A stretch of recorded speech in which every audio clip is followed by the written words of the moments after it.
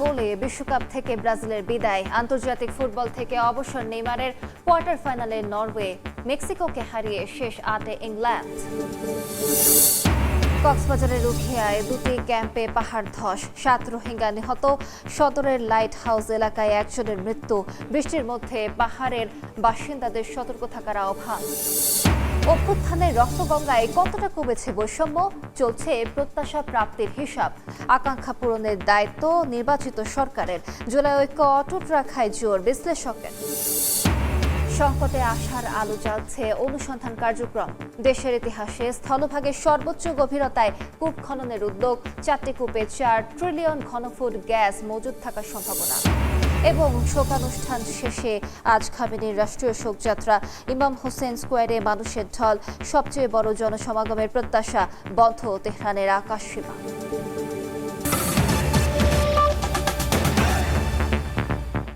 সময় সংবাদের সঙ্গে আছি আমি আলিশা ইসলাম।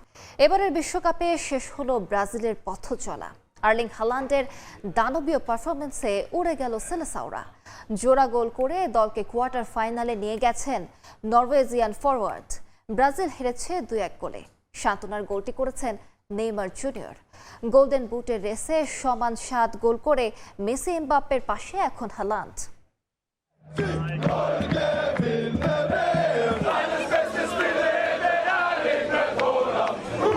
একজন আর্লিং হালান্ডের কাছেই উড়ে গেল ব্রাজিল। 80 মিনিট পর্যন্ত অক্ষত থাকা জালটা ছিঁড়ে খুঁড়ে ফেললেন এই নরওয়েজিয়ান ফরওয়ার্ড।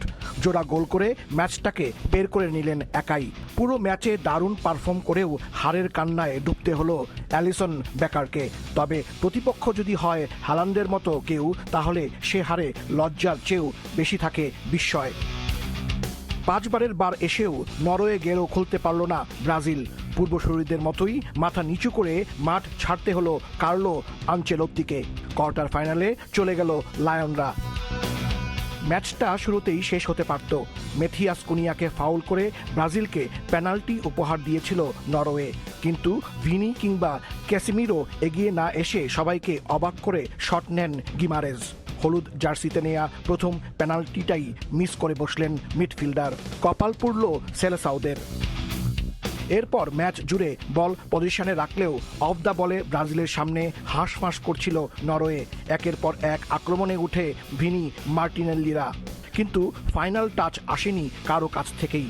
উল্টো নাইল্যান্ডের গ্লাভসে বারবার আটকে যায় সব চেষ্টা।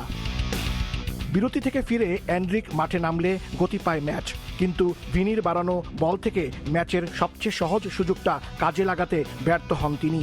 নেইমার নেমেও সুবিধা করতে পারেননি, কখনো পোস্টে, কখনো মিডফিল্ডারদের গায়ে, আর কখনো গোলকিপারের কাছে আটকে যায় ব্রাজিল। পরে যোগ করা সময়ের শেষ সেকেন্ডে একটা পেনাল্টি পেলে নিজের কারিশমা দেখান নেইমার জুনিয়র, কিন্তু ম্যাচ ততক্ষণে শেষ। রেফারির বাঁশি বাজতেই আনন্দে ফেটে পড়ে নিউ জার্সি। উন্মাতাল স্টেডিয়ামে চলে ভাইকিং রো।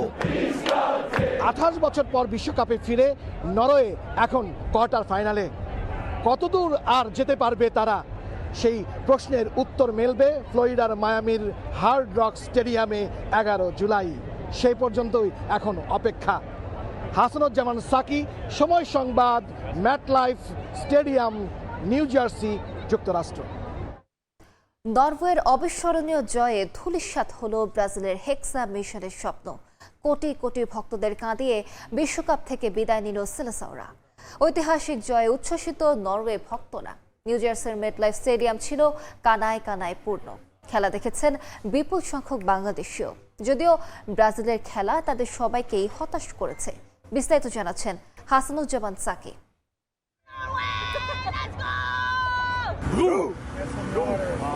নিউ ইয়র্ক ও নিউ জার্সির ম্যাটলাইফ স্টেডিয়ামে নরওয়ে ভক্তদের উৎসব। হলুদ বসন্তের ছটা একেবারে হারিয়ে গেল লালের আবিরে। সেলেসাওদের হারে তাই কাঁদল ভক্তরা। টান টান উত্তেজনায় ভরপুর ম্যাচে শেষ হাসিটা হাসলো আর্লিং হালান্ডের দল। Great upset, good game. Feel great, man. Feel great. Amazing game. Only good vibes. You know, we're here to win it, so we'll see. Amazing. This is my second game, and if it wasn't for Holland, we wouldn't be here today. If it wasn't for the fans of Norway and what they do, we wouldn't be here. শেষ 16 এ যেন ছিল রুদ্ধশ্বাস লড়াই। প্রথম 2 মিনিটেই নরওয়ের গোল অফসাইডের কারণে বাতিল হয়ে যায়। 14 মিনিটে পেনাল্টি পেয়েও জালে জড়াতে পারেনি ব্রাজিলের মিডফিল্ডার ব্রুনো গিমারেজ। প্রথমার্ধের হাইড্রেশন ব্রেকের আগেই এত কাহিনী। ব্রাজিলের বিপক্ষে জিতে নরওয়ের ভক্তরা এখন সেমিফাইনালের স্বপ্নে বিভোর, আর স্বপ্নভঙ্গের যন্ত্রণায় কাতর Brazil. It was bad. It wasn't great. I was so sad. I feel very disappointed right now. It was a tough loss for Brazil. My daughter was very upset. প্রথমেই যখন পেনাল্টিটা মিস হয় তখনই ভাবলাম যে আজ আমাদের ভাগ্য সহায় দিচ্ছে না। সেকেন্ড হাফে এনরিকের চান্স মিস, এই দুটোই ভাইটাল হয়ে গেল। আর হালান্ড দুটো চান্স, দুটো গোল। 80% দর্শক, ব্রাজিলের সমর্থক সবার মন ভেঙেছে। তবে আর্জেন্টিনার সমর্থকরা বেজায় খুশি।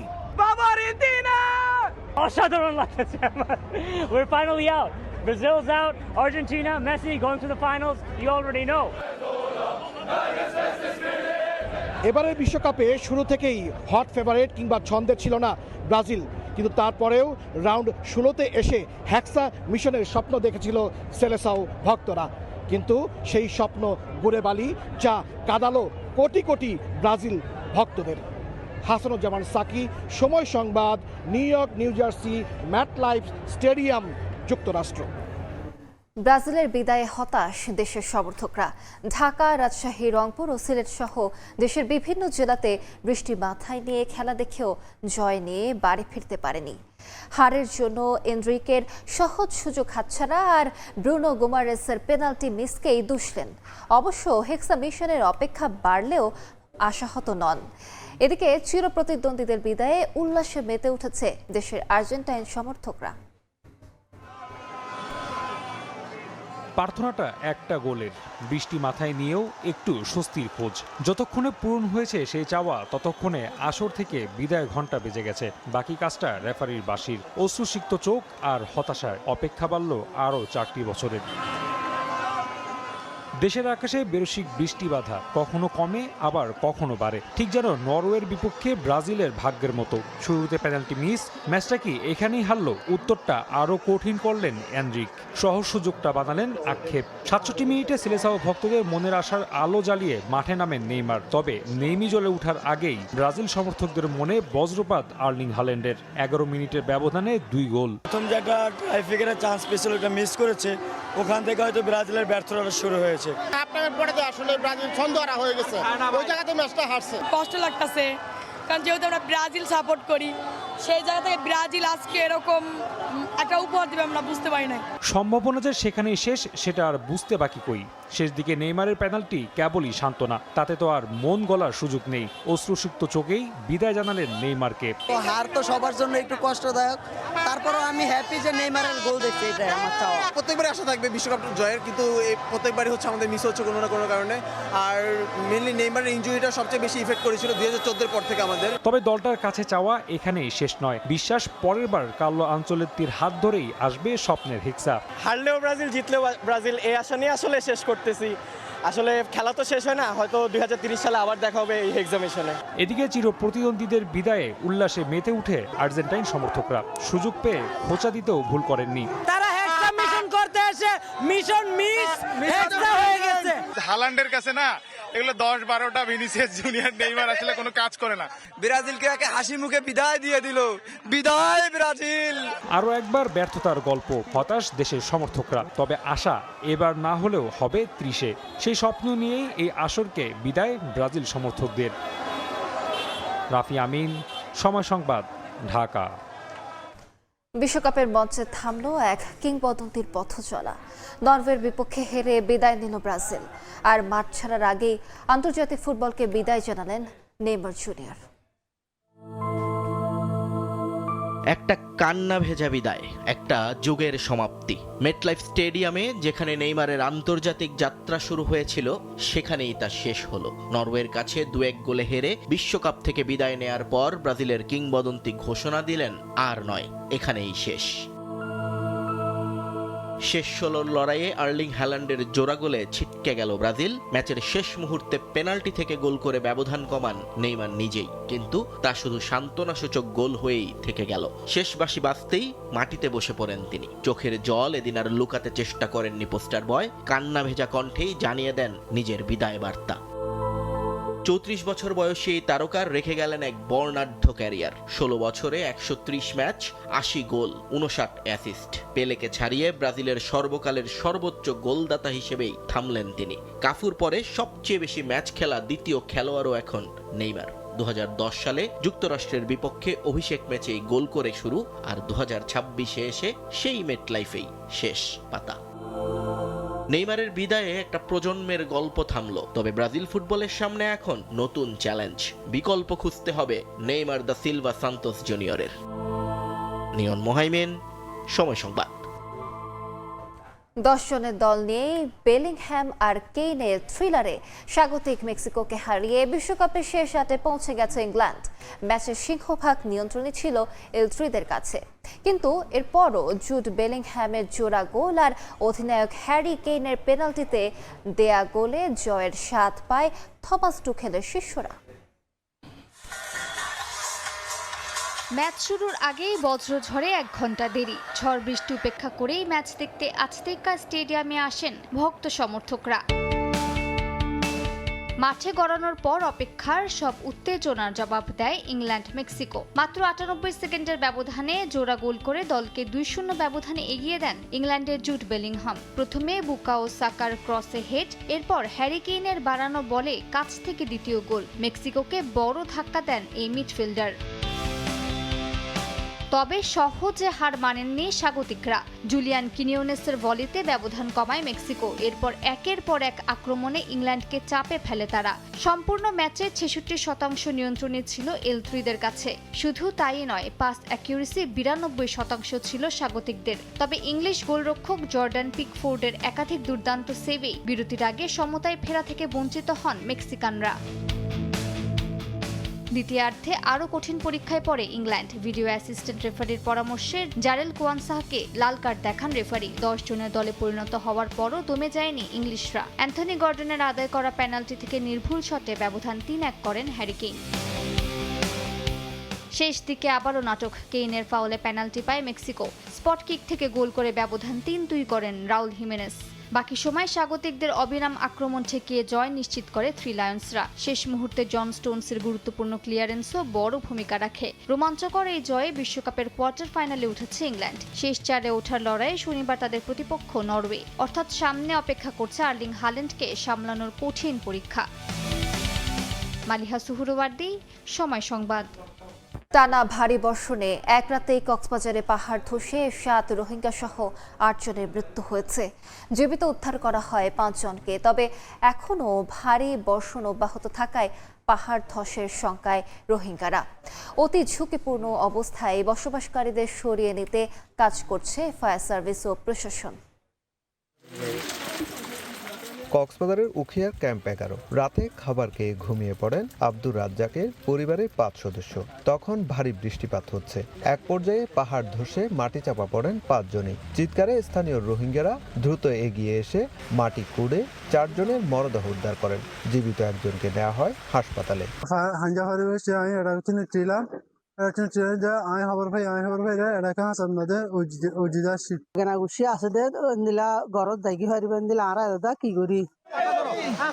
এদিকে রাত 2টার দিকে ক্যাম্প 15 জামতলিতে পাহাড় ধসে মাটি চাপা পড়ে আরেক পরিবারের 5 সদস্য। খবর পাওয়া মাত্র ঘটনাস্থলে ছুটে যায় ফায়ার সার্ভিস। পরে 3 ঘন্টার চেষ্টায় মাটি খুঁড়ে 5 জনকে উদ্ধার করলে তাদের মধ্যে স্বামী স্ত্রী ও শিশু সহ 3 জনের মৃত্যু হয়। 2 জনকে নেওয়া হয় হাসপাতালে। ক্যাম্পে আমাদের জানা মতে ডিএমসি মেম্বারদের তথ্য মতে ক্যাম্পে 11তে 4 জনের মৃত্যুর আমরা সংবাদ পেয়েছি। অন্যদিকে কক্সবাজার শহরের সাত্তার ঘোনা এলাকায় রাত 3টার দিকে পাহাড় ধসে মাটি চাপা পড়ে একই পরিবারের 3 জন। পরে স্থানীয়রা মা ও ছেলেকে প্রাণে বাঁচাতে পারলেও মারা যান বাবা আলী আকবর।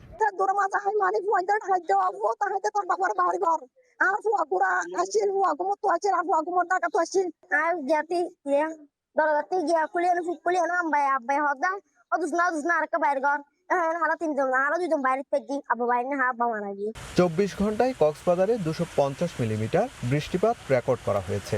বৃষ্টি অব্যাহত থাকার সম্ভাবনা রয়েছে বলে জানিয়েছে আবহাওয়া অফিস।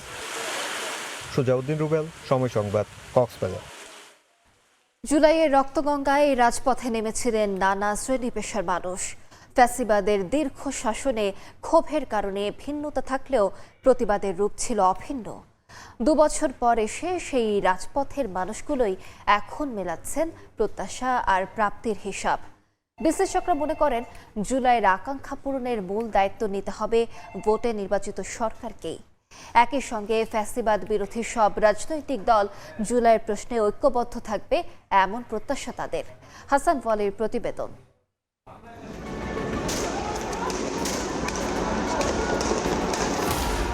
রক্তাক্ত রাজপথে লাখো জনতা, ছাত্র, কৃষক, শ্রমিক, রাজনৈতিক কর্মী কিংবা নিতান্ত সাধারণ মানুষ।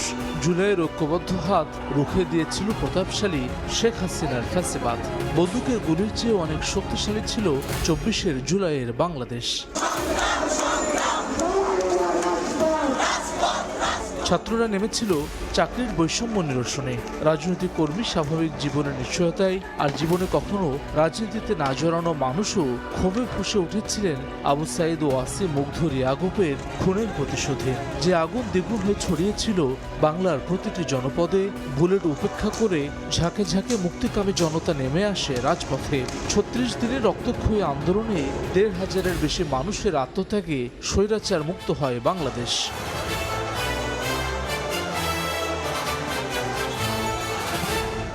সংবাদপত্রের বিক্রয়কর্মী জাহাঙ্গীর, রিকশা শ্রমিক সুজন, শিক্ষার্থী কানিজার আলভি, লাখো মানুষের মধ্যে ছিলেন তারাও। দীর্ঘ ফ্যাসিবাদের শাসনে ক্ষোভের কারণে ভিন্নতা থাকলেও ঠিকই খুঁজে নিয়েছিলেন রাজপথকে। স্বৈরাচার বিরোধী প্রত্যেকটা আন্দোলনে আমি নিজে সক্রিয়ভাবে ইচ্ছায় আমি ওখানে অংশগ্রহণ করেছি। আমার সামনে অনেক মানুষ মারা গেছে, আমিও 1 সেকেন্ডের জন্য গুলি খাই নাই। আমাদেরকে বলা হয়েছিল যে তোমাদের তো রক্ষা নাই, তোমাদের হচ্ছে যে শেখ হাসিনা তো তোমাদেরকে ছাড়বে না। আমরা এই কথাগুলোকে পাত্তা নেইনি, যে যা হবে হবে, আমাদের দেয়ালে পিঠ থেকে গেছে। স্বৈরাচারের বিরুদ্ধে, অন্যের বিরুদ্ধে আমি একটা সম্মান জানিয়েছি ছাত্রদের। আওয়ামী লীগের বট বাহিনী তারা জেনে আপনার যে বিশ্রী ভাষায় জুলাইকে নিয়ে করতেছে, তা আমি যেটা মনে করি তারা ভুল সিদ্ধান্ত নিতেছে। হাজার হাজার ভাই বোন আমাদের শহীদ হলো, তাদের যে আকাঙ্ক্ষাটা, সে আকাঙ্ক্ষাটা একটা বাংলাদেশ বাস্তবায়ন হবে। কিন্তু আমরা আজকে হতাশ হয়েছি, আমরা আজকে দেখতে পাচ্ছি যে আমাদের জুলাই সনদ এখন পর্যন্ত বাস্তবায়ন হয় নাই। জুলাই গণঅভ্যুত্থানে 2 বছর পর এসব মানুষ এখন হিসাব মেলাচ্ছেন প্রত্যাশার প্রাপ্তির। দেয়াল জুড়ে থাকা গ্রাফিতি আর বাতাসে ভেসে আসা স্লোগান মনে করিয়ে দেয় উত্তাল সেই দিনগুলোর কথা। 24 জুলাই গণঅভ্যুত্থানে জীবন বাজি রেখে রাজপথে নেমে আসা নানা শ্রেণী পেশার মানুষদের স্বপ্ন ছিল নতুন এক বৈষম্যহীন বাংলাদেশের। 2 বছর পর ঠিক একটিই প্রশ্ন, সেই গন্তব্যে কতটা পৌঁছালো বাংলাদেশ? গুলি করা হচ্ছে নির্বিচারে, বাচ্চাদেরকে মারা হচ্ছে। জুলাইয়ের উত্তাল দিনে শিক্ষার্থীদের পাশে দাঁড়িয়েছিলেন ঢাকা বিশ্ববিদ্যালয়ের শিক্ষক গীতিয়ারা নাসরিন। তার মতে, প্রত্যাশার প্রাপ্তির মেলবন্ধন ঘটাতে উদ্যোগী হতে হবে সরকারকেই। কোটা সংস্কার দিয়ে শুরু হয়েছিল, কিন্তু মনে রাখতে হবে যে মানুষের যে পুঞ্জীভূত ক্ষোভ, এটা কিন্তু দীর্ঘদিনের। এত যে হারানো, এর পরিবর্তে তারা যা চেয়েছিল সেটা তাদের সামনে আসছে না। যারা এই দায়িত্ব নিয়ে সংসদে গেছেন, তারা এই দায়িত্ব তাদেরকে পালন করবেন। রাজনৈতিক দলগুলোর ঐকমত্যে সুতো হয়ে থাকবে জুলাই গণঅভ্যুত্থান, এমনটাই প্রত্যাশা এই রাষ্ট্রবিজ্ঞানীর। জুলাই আমাদেরকে ফেসিবাদ থেকে মুক্ত করেছে, জুলাই আমাদেরকে কথা বলার স্বাধীনতা দিয়েছে। বাংলাদেশে 4-5টা দল সিরিয়াসলি, বড় বড় দলগুলো অ্যাক্টিভ আছে। তাদের সংবিধান নিয়ে মতবিরোধ হবে, রাজনৈতিক ব্যবস্থা নিয়ে মতবিরোধ হবে, সরকার পরিচালনা নিয়ে মতবিরোধ হবে, এগুলো স্বাভাবিক। কিন্তু তারা কেউ কি জুলাই আন্দোলনের বিরোধিতা করছে? তারা কেউ কি জুলাই আন্দোলনের স্পিরিট থেকে বের হয়ে আসছে? না, আসে নাই। প্রত্যেকেই জুলাইকে ওন করে, জুলাইটাকে ওন ব্যাপারে তারা একমত। ক্ষুদ্র স্বার্থ পেছনে ফেলে 24 জুলাই যেমন মানুষ ঐক্যবদ্ধ হয়েছিলেন বাংলাদেশকে এগিয়ে নিতে, সেই ঐক্য অটুট রাখার ওপর জোর সমাজচিন্তকদের। তাদের মতে, ফ্যাসিবাদ বিরোধীরা ঐক্যবদ্ধ থাকলেই সার্থক হবে শহীদদের আত্মত্যাগ, পূর্ণতা পাবে নতুন বাংলাদেশ। হাসান ওয়ালি, সময় সংবাদ, ঢাকা। ৩৩-৩১ পর স্থলভাগে আরও 3টি গভীর অনুসন্ধান কূপ খনন করতে যাচ্ছে জ্বালানি বিভাগ। এসব কূপ খনন হবে কুমিল্লার বাখরাবাদ, শ্রীকাইল ও পাবনার মোবারকপুরে। ধারণা করা হচ্ছে, এ 4 কূপে প্রায় 4 ট্রিলিয়ন ঘনফুট গ্যাসের সম্ভাব্য মজুদ রয়েছে। সংকটের মধ্যে গভীর কূপ খনন কার্যক্রমকে আশার আলো হিসেবে দেখছেন বিশেষজ্ঞরা। ফারুক ভিয়া রবিনের রিপোর্ট। জ্বালানি সংকটের মধ্যে সম্ভাবনার হাতছানি। গ্যাসের খোঁজে চলছে গভীর অনুসন্ধান কার্যক্রম, যেখানে খনন কাজ চলবে মাটি থেকে ৫,৬০০ মিটার গভীর পর্যন্ত। আর এই মহাযজ্ঞ তিতাস গ্যাস ক্ষেত্রের ৩১ নম্বর কূপে, যেখানে থাকতে পারে ২ ট্রিলিয়ন ঘনফুট গ্যাসের মজুদ। সাফল্য পেলে এখান থেকে দৈনিক গ্যাস মিলতে পারে ১৫ মিলিয়ন ঘনফুট। দেশে স্থলভাগে এই তিতাস গ্যাস ক্ষেত্রে চলছে সবচেয়ে গভীরতায় গিয়ে অনুসন্ধান কার্যক্রম, যা জ্বালানি খাতের জন্য নতুন সূচনা হিসেবে দেখা হচ্ছে। নীতি নির্ধারকরা বলছেন, একই পদ্ধতিতে একই গভীরতায় গিয়ে দেশে আরো কয়েকটি কূপ খননের লক্ষ্য ঠিক করা হয়েছে, যার মধ্য দিয়ে নতুন সম্ভাবনার আশায় জ্বালানি বিভাগ। প্রকল্পের সংশ্লিষ্টরা জানাচ্ছেন, তিতাস ৩১ কূপ খননের পর একই রিগ বা খনন যন্ত্র যাবে কুমিল্লার বাখরাবাদে। সেখানে খনন কাজ চলবে ৪,৩৬০ মিটার গভীরতায়, যেখান থেকে দৈনিক গ্যাস মিলতে পারে প্রায় ১০ মিলিয়ন ঘনফুট হারে। এরপর কুমিল্লার শ্রীকাল ও পাবনার মোবারকপুরে কূপ খনন চলবে ৬,০০০ মিটার গভীরতায়। সব মিলিয়ে তিতাস সহ ৪টি গভীর অনুসন্ধান কূপে প্রায় ৪ ট্রিলিয়ন ঘনফুট গ্যাসের মজুদ থাকার সম্ভাবনা দেখছে জ্বালানি বিভাগ। জ্বালানি সিকিউরিটি এনশিওর করতে গেলে আপনাকে এই এক্সপ্লোরেশনে যেতেই হবে। পুরোপুরি আমদানি নির্ভর হয়ে থাকলে এরকম যুদ্ধ পরিস্থিতিতে কী হতে পারে এটা আমরা এবার লক্ষ্য করেছি। ফলে আমাদের এক্সপ্লোরেশনটা অব্যাহত রাখতেই হবে, এছাড়া কোনো বিকল্প নেই। জ্বালানি সংকটের মধ্যে গভীর অনুসন্ধান কূপ খনন কার্যক্রমকে আশার আলো হিসেবে দেখছেন বিশেষজ্ঞরা।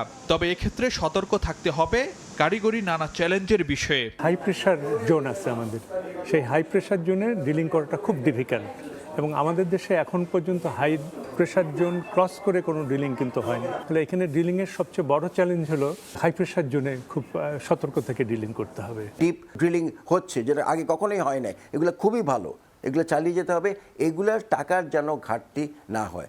দেশে সাধারণত কূপ খনন হয়ে থাকে ২.৫ থেকে ৪,০০০ মিটার গভীর পর্যন্ত। কেবল ফেঞ্চুগঞ্জে খনন হয়েছে সর্বোচ্চ ৪,৯৭৭ মিটার গভীরতায়। ফারুক ভিয়া, রবিন, সময় সংবাদ, Dhaka. Thai Aluminium. The better is now the best. রাজধানীর তেজগাঁও শিল্পাঞ্চল এলাকায় অটোরিকশার একাধিক অবৈধ চার্জিং পয়েন্ট বিচ্ছিন্ন করেছে ডিএমপি ট্রাফিক বিভাগ ও ডিপিডিসি। বিচ্ছিন্ন করা হয় অবৈধ বিদ্যুৎ সংযোগ, জব্দ করা হয় মিটার ও চার্জিংয়ের সরঞ্জাম, জব্দ করা হয় অবৈধ অটোরিকশাও। এই ঘটনায় সংঘবদ্ধ চক্রের দৌরাত্ম্যকে দুষছে ডিপিডিসি। রাস্তার পাশে গাছের সঙ্গে বসানো হয়েছে সার্কিট ব্রেকার, নেওয়া হয়েছে বৈদ্যুতিক মিটারও। ফুটপাত দখল করে এভাবে চোরাই পথে বিদ্যুৎ সংযোগ নিয়ে রাজধানীর তেজগাঁও শিল্পাঞ্চল এলাকায় গড়ে উঠেছে অটোরিকশার অবৈধ চার্জিং পয়েন্ট। ফুটপাত দখল করে গড়ে তোলা এই অবৈধ চার্জিং পয়েন্টে রোববার মধ্যরাতে অভিযান চালায় ঢাকা মহানগর পুলিশের ট্রাফিক বিভাগ ও বিদ্যুৎ বিতরণ কোম্পানি ডিপিডিসি। এ সময় অবৈধ চার্জিং পয়েন্টগুলোর বিদ্যুৎ সংযোগ বিচ্ছিন্ন করা হয়, জব্দ করা হয় মিটার, চার্জিং সরঞ্জাম এবং কয়েকটি অটোরিকশাও। ডিপিডিসির কর্মকর্তারা বলছেন, সংঘবদ্ধ চক্রের দৌরাত্ম্যের কারণে বারবার অভিযান চালিয়েও অবৈধ সংযোগ নিয়ন্ত্রণ করা যাচ্ছে না। প্রতিনিয়ত এই অভিযান চালাচ্ছি এবং দেখা যাচ্ছে যে কেটে নিয়ে যায়, পরে আবার লাগায় নেয়। আমরা এই কারণে ঊর্ধ্বতন কর্তৃপক্ষকে অবহিত করা হয়েছে, তারই সম্মিলিত হিসেবে যৌথ অভিযান। বিদ্যুৎ চুরির সঙ্গে জড়িত ব্যক্তিদের বিরুদ্ধে আইন অনুযায়ী কঠোর ব্যবস্থার হুঁশিয়ারি দিয়েছে পুলিশ। যারা এই অবৈধভাবে এই গ্যারেজ, রিকশার গ্যারেজ এবং এই রিকশার চার্জিং পয়েন্ট বসিয়েছে, তাদের বিরুদ্ধে আইন অনুযায়ী আমরা ব্যবস্থা গ্রহণ করব। বিদ্যুৎ চুরির সাথে সম্পৃক্ত যত রকমের উপাদান আছে সেগুলো আইন অনুযায়ী আমরা জব্দ করব। অভিযানে কাউকে আটক করতে পারেনি আইন শৃঙ্খলা বাহিনী। রাজধানীতে চলাচল করা অবৈধ অটোরিকশার বিরুদ্ধেও নিয়মিত অভিযান অব্যাহত থাকার কথাও জানিয়েছেন ডিএমপির কর্মকর্তারা। যারা অবৈধভাবে এই চার্জিং পয়েন্ট পরিচালনা করছেন তাদেরকে আমরা এখানে পাইনি। দিন মোহাম্মদ সাব্বির, সময় সংবাদ, ঢাকা। দক্ষিণাঞ্চলে মুখ থুবড়ে পড়ছে গ্রামীণ স্বাস্থ্যসেবার অন্যতম প্রধান কেন্দ্র কমিউনিটি ক্লিনিক। বরিশাল বিভাগের ১১০০ ক্লিনিকের বেশিরভাগের বেহাল দশা। কোথাও জরাজীর্ণ ভবন, কোথাও আবার ঝোপঝাড় বাসা বেঁধেছে বিষধর সাপ, আবার কোথাও তদারকির অভাবে খোলাই হয় না ক্লিনিক। সঙ্গে যোগ হয়েছে ওষুধ সংকট। যদিও সেবার মান বাড়াতে সরকারের পরিকল্পনা রয়েছে বলে জানাচ্ছে স্বাস্থ্য বিভাগ। অপূর্ব রিপোর্ট। পলেস্তারা খসে খসে পড়ছে, যে কোনো সময় বড় ধরনের দুর্ঘটনা দেখে মনে হতে পারে একদম পুরনো কোনো একটি ভবনের মধ্যে রয়েছি, কিন্তু এটি বরিশালের চিকিৎসা সেবা কেন্দ্র। শুনলে আশ্চর্য হতে হবে, কমিউনিটি ক্লিনিকটি বরিশাল শহরের মধ্যেই কাশীপুরে। এখানে চেয়ার টেবিল সবই আছে, তবে চেয়ারের এই হচ্ছে দশা। এই চেয়ারই বসতে হয় রোগীদের। চিকিৎসক বসেন এই ভেতরটাতে, এবং চিকিৎসক সহ এখানকার রোগীরা অভিযোগ করেছেন সামান্য বৃষ্টিতেই হাঁটু পানি হয়, সাপ আসে, পোকামাকড় আসে, বিদ্যুৎ বিচ্ছিন্ন থাকে সারা মাস জুড়েই, আর তার মধ্যেই এই কমিউনিটি ক্লিনিকে চলে চিকিৎসা সেবা। আমরা এ বিষয়ে আজ বিস্তারিত জানাবো আপনাদেরও। এটি কোনো পরিত্যক্ত ভবন নয়, বরিশাল নগরীর ইছাখাটি কমিউনিটি ক্লিনিক কেন্দ্র। ওষুধ সহ নানা সংকটে ঝুঁকি নিয়ে চলে এখানকার স্বাস্থ্য সেবা। শুধু ইছাখাটিই নয়, বিভাগের 1000-এরও বেশি কমিউনিটি ক্লিনিকেরই একই দশা। ওষুধ থাকে না, আবার বলে আপনারা টাকা নিয়ে আসেন না। বর্ষাকালে ছাদ থেকে পানি পড়ে, ছাদের উপরে কোনো মেরামত হয় না। এখানে কারেন্টের কোনো ব্যবস্থা নাই, বাথরুমের কোনো ব্যবস্থা নাই। সংকটের চরম রূপ দেখা যায় ঝালকাঠির 93টি ক্লিনিকেও। 20 বছর আগে বনাঞ্চল ঘেরা নিচু জমিতে ক্লিনিকগুলোর নির্মাণের পর হয়নি আর কোনো সংস্কার। ভবন সংকটের সঙ্গে এখানে যোগ হয়েছে বিষধর সাপের আতঙ্ক। সাপের জন্য আমি এখানে খুব আতঙ্কে আছি। এখানে আমার জনগণ আমার এই ফ্লোর করিয়ে দিয়েছে, আমি কিন্তু এখনো ভিতরে বসতে পারি না ভয়তে। আমরা ঊর্ধ্বতন কর্তৃপক্ষের কাছে লিখেছি যে আমাদের কমিউনিটি ক্লিনিক যেগুলি আছে, যেগুলি বেহাল অবস্থায় আছে, সেগুলি পুনঃসংস্কারের জন্য। এদিকে উপকূল ঘেরা বরগুনার কমিউনিটি ক্লিনিকগুলোতে সংকট যেন আরও এক ধাপ এগিয়ে। সদর উপজেলার খাজুরতলা স্বাস্থ্য সেবা কেন্দ্রটি বেশিরভাগ সময় থাকে তালাবদ্ধ। ডাক্তার ঠিক মতন আসে না, এটা বন্ধই থাকে। অনেকগুলোই জরাজীর্ণ আছে। তা আমাদের বিভিন্ন এনজিওস যেগুলো তারা নিজেরা দায়িত্ব নিয়েই কিছু রেনোভেশন কাজ করছে। যদিও সেবার মান বাড়াতে সরকারের পরিকল্পনার কথা জানান বিভাগীয় স্বাস্থ্য কর্মকর্তা। একটা ইউনিট করবে যেখানে আরও সেবার মান ভালো হবে। আমার মনে হয় এটা সরকারের প্ল্যান, আমরা যেটা শুনতে পেয়েছি। আর একটা জিনিস হলো এদের রিপেয়ার কাজ, কিছু রিপেয়ারেবল, সেগুলো রিপেয়ার চলমান আছে। স্বাস্থ্য বিভাগের তথ্য মতে বরিশাল বিভাগে কমিউনিটি ক্লিনিকের সংখ্যা 1117টি, যার বড় অংশই ব্যবহারের অনুপযোগী হলেও সরকারি নথিতে প্রায় সবগুলোই সচল। অপূর্ব অপু, সময় সংবাদ, বরিশাল। বৈরী আবহাওয়ায় উত্তাল বঙ্গোপসাগর। ঢেউয়ের তোড়ে গভীর সমুদ্রে টিকতে না পেরে উপকূলে নোঙর করেছে শত শত মাছ ধরার ট্রলার। ফলে টানা 4 দিন ধরে সমুদ্রে যেতে পারেননি জেলেরা। জীবিকার তাগিদে ঝুঁকি নিয়ে যারা গেছেন তারাও ফিরছেন প্রায় খালি হাতে। একের পর এক সরকারি নিষেধাজ্ঞা আর প্রাকৃতিক দুর্যোগে দিশেহারা উপকূলের হাজারো জেলে পরিবার। বিস্তারিত জানাচ্ছেন শিকদার জাবের হোসেন, ক্যামেরা ছিলেন তৌকিব পেদা।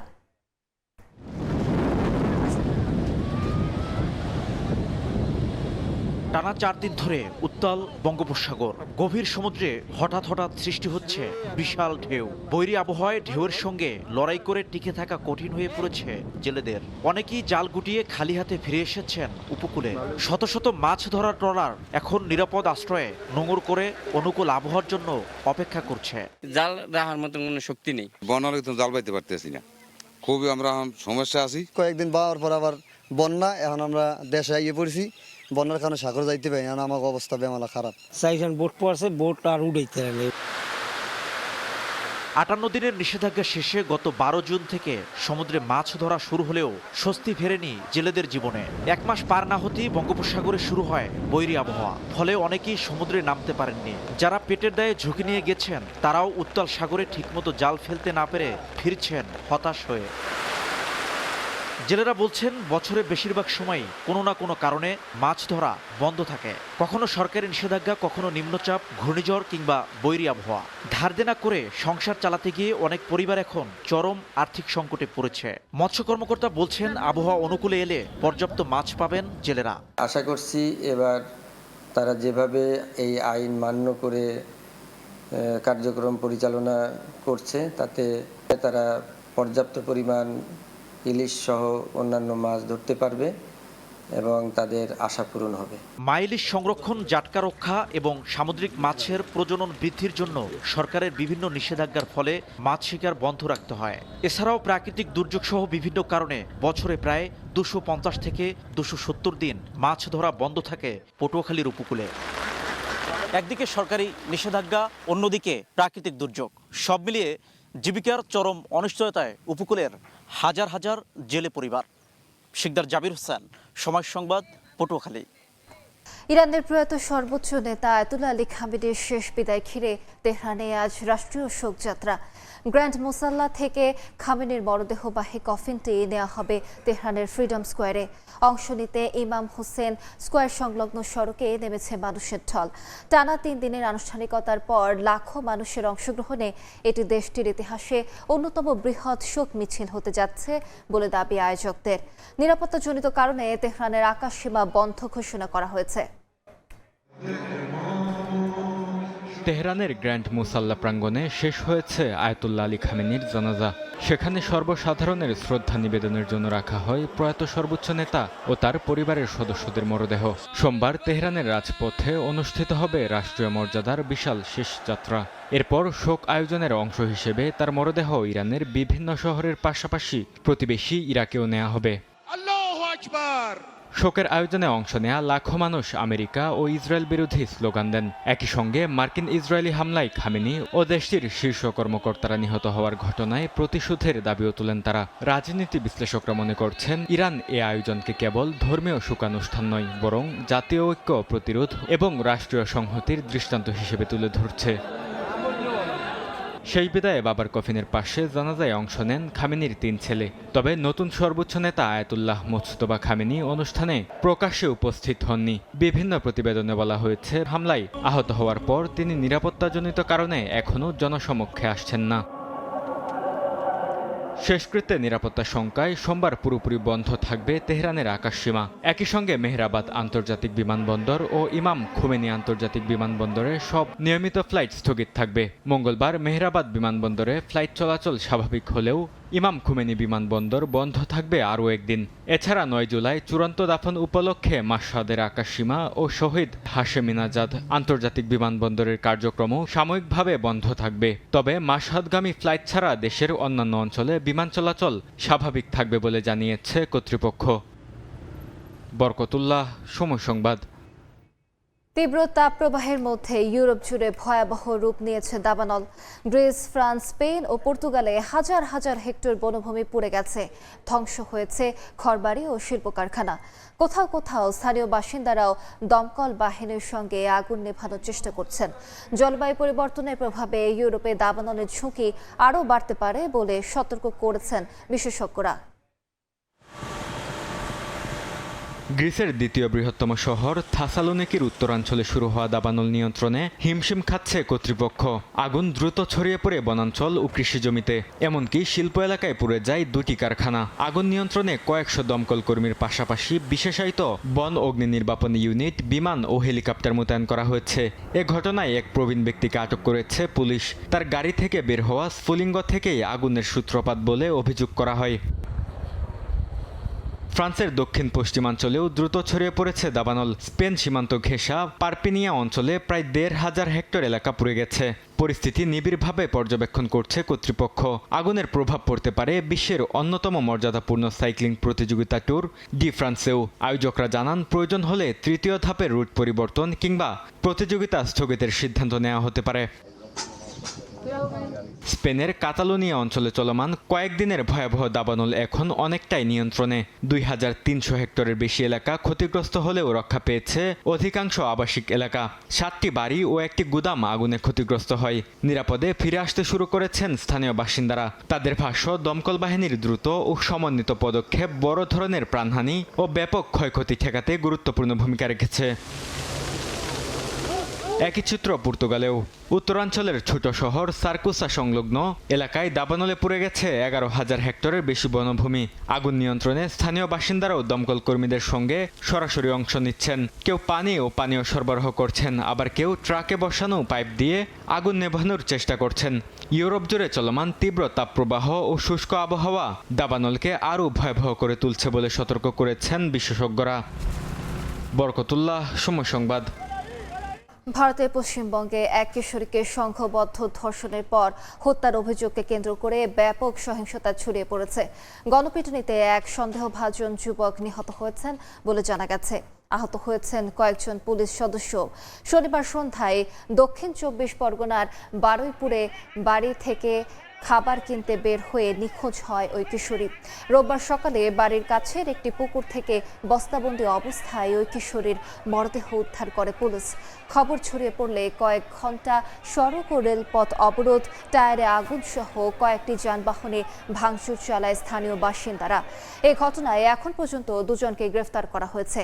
এদিকে ঘটনাস্থলে মমতা বন্দ্যোপাধ্যায় যেতে পারেন এমন সম্ভাবনায় তার বাড়ির সামনে নিরাপত্তা জোরদার করা হয়। এই ঘটনায় তীব্র প্রতিক্রিয়া জানিয়েছে তৃণমূল কংগ্রেস।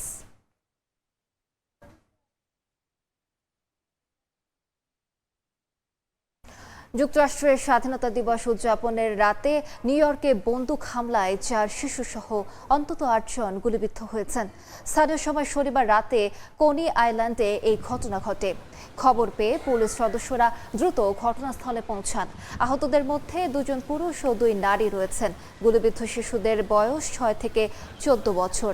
তাদের উদ্ধার করে দ্রুত হাসপাতালে পাঠানো হয়েছে। 21 বছর বয়সী এক তরুণীর অবস্থা আশঙ্কাজনক বলে জানা গেছে। এবিসি নিউজ জানিয়েছে, পুলিশ ঘটনাস্থল থেকে একটি আগ্নেয়াস্ত্র উদ্ধার করেছে। তবে এই হামলার ঘটনায় এখন পর্যন্ত কাউকে গ্রেফতার করা হয়নি।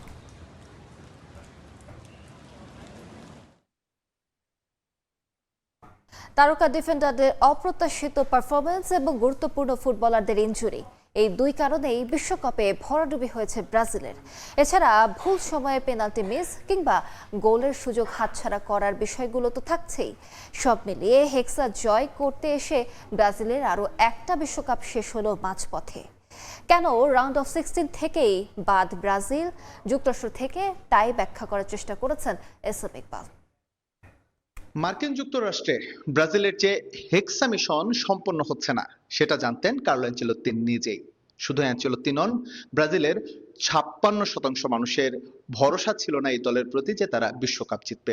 এদের মধ্য থেকে 46% মনেই করেননি যে এই দলটা কোয়ার্টার ফাইনালের গণ্ডি পেরোতে পারে। তবে 27 থেকে 35% কিন্তু ঠিকই ভরসা ছিল ব্রাজিল হয়তোবা তাদের 6ষ্ঠ বিশ্বকাপ শিরোপা জিতে গেলেও জিতে যেতে পারে। তবে কার্লো অ্যানচেলোত্তির ভাবনাতে এমনটা ছিল না। ব্রাজিলের এবারের যে স্কোয়াড, তাদের কিন্তু মিডফিল্ডটা মোটামুটি দুর্দান্ত ছিল।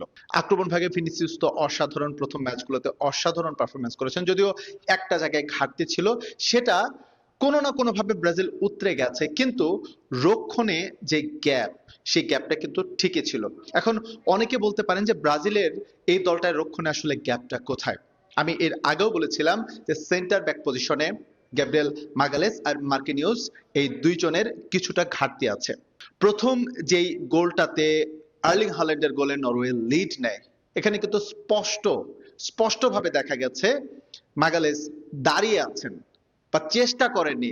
আমরা জানি বডি ফিটনেসের কারণে হাল্যান্ড আলাদা একটা অ্যাডভান্টেজ পান, কিন্তু তাকে প্রতিহত করার বা তাকে বডি কন্ট্যাক্টে হোক বা যেভাবে হোক প্রতিহত করার যে চেষ্টা, সেটা কিন্তু মাগালেসের কাছ থেকে দেখা যায়নি। ইনফ্যাক্ট তার পাশে মার্কিনিউস ছিলেন, তিনি অনেকটা নিষ্প্রভ ছিলেন। এবং সেকেন্ড গোলটা, অর্থাৎ 90 মিনিটে যে গোলটা হলো, মোটা দাগে হাল্যান্ডকে তারা অফার করেছেন বক্সে অর্থাৎ পোস্টে কিক করার জন্য।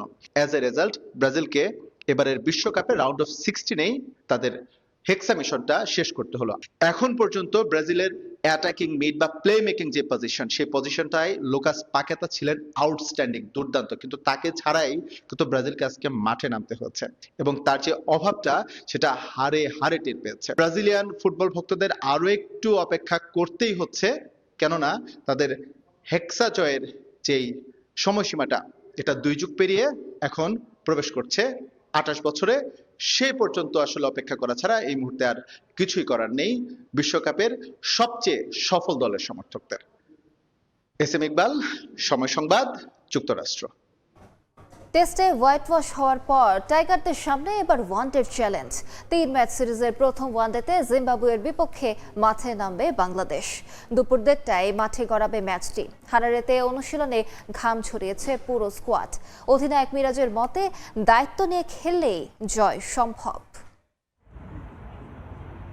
পাকিস্তানকে ঘরের মাঠে টেস্টে হোয়াইট ওয়াশ করার পরই জিম্বাবুয়ের কাছে ইনিংস ব্যবধানে হার। এই বাংলাদেশ দল আনপ্রেডিক্টেবল। মাত্র 3 দিনে টেস্টে হারের পর লড়াইটা এখন সাদা বলে। এখানেও ব্যাকফুটে টাইগাররা। 4 বছর আগে কাতার বিশ্বকাপের সময় জিম্বাবুয়ের কাছে ওয়ানডে সিরিজ হেরেছিল বাংলাদেশ। আবারও ফুটবল বিশ্বকাপের মৌসুমে জিম্বাবুয়ে সফর করছে টাইগাররা। 3 দিনে টেস্ট হারা দলের সামনে এবার চ্যালেঞ্জটা প্রিয় ফরম্যাটে। শেষ 5 ওয়ানডে সিরিজের 4টিতে জয় পেয়েছে টাইগাররা। আর 2023-এর মার্চের পর ঘরের মাঠে কেবল 2 সিরিজ জয় জিম্বাবুয়ের। তবুও আত্মবিশ্বাসী তারা। নতুন ক্যাপ্টেন রিচার্ড এনগারাভার নেতৃত্বে দলে ফিরেছেন Innocent Kaia. Ryan Burl, Wessly Madhevere, Blessing Muzarabani প্রস্তুত চ্যালেঞ্জ জানাতে। এদিকে ওয়ানডে সিরিজে নামার আগে পুরো দল নিয়ে অনুশীলন করেছে বাংলাদেশ। ব্যাটিং, বোলিং আর ফিল্ডিংয়ে ঝালিয়ে নিয়েছে নিজেদের। আত্মবিশ্বাসী সিরিজ জয় নিয়ে। কন্ডিশন আমাদের জন্য একটু চ্যালেঞ্জিং হবে, বাট আমরা অনেক কনফিডেন্ট আছি, যেহেতু আমরা লাস্ট 4টা সিরিজ জিতেছি এবং ব্যাটসম্যানরা ভালো ব্যাটিং করছে, বোলাররাও ভালো বোলিং করছে। সো আমার কাছে মনে হয় যে আমরা যদি প্রপারভাবে রেসপন্সিবিলিটি নিয়ে খেলতে পারি তাহলে আমরা অবশ্যই এই সিরিজ জিততে পারবো। 3 ম্যাচ ওয়ানডে সিরিজের বাকি 2 ম্যাচ 9 ও 11 জুলাই। নাজমুল হাসান পুলক, সময় সংবাদ। এ পর্যায়ে শীর্ষ সংবাদগুলো জানিয়ে দিচ্ছি আরেকবার।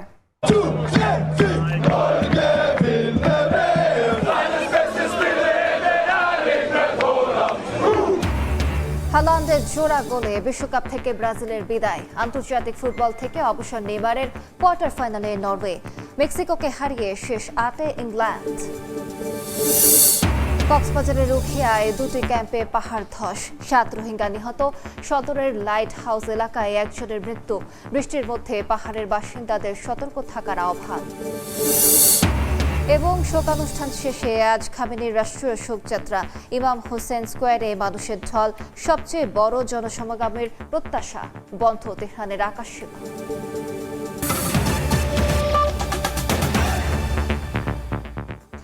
এই ছিল সকাল 10টার সময় সংবাদে। দর্শক, বিশ্বকাপ ফুটবলের মহাযজ্ঞ সরাসরি সম্প্রচার করছে সময় টেলিভিশন। দেখতে চোখ রাখুন সময়ের পর্দায়।